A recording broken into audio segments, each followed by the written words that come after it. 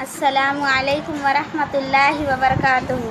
اعوذ باللہ من الشیطان الرجیم، بسم اللہ الرحمن الرحیم۔ نحمد و نصلی علی رسولہ الکریم، اما بعد۔ قال اللہ تبارک و تعالی فی القرآن المجید والفرقان الحمید۔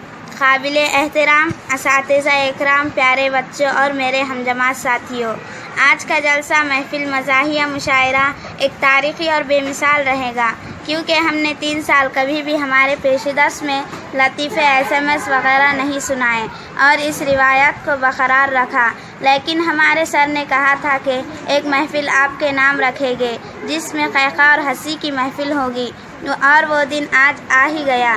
ویسے تو اردو ادب میں اردو کو زندہ رکھنے کے لیے اردو شاعری کا بہت بڑا ہاتھ ہے، اور ہمارے جتنے بھی اردو اسکول اور کالج وغیرہ چل رہے ہیں یہ اردو ادب کی ہی دین ہے۔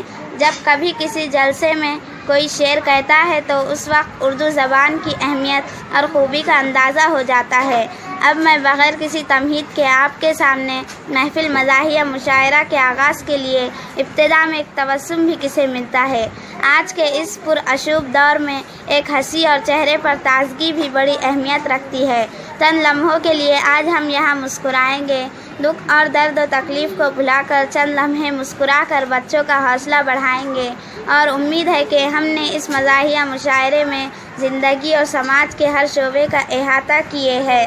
زیادہ تر ہر رشتے کی خوبی مزاحیہ انداز میں بیان کرنے کی کوشش کی ہے۔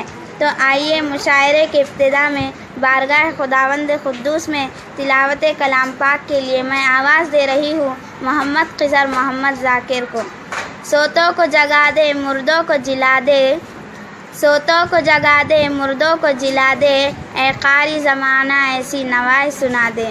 جو دوا بھی اور دعا بھی ہے وہ میرے اللہ کا کلام ہے، جو دوا بھی اور دعا بھی ہے وہ میرے اللہ کا کلام ہے۔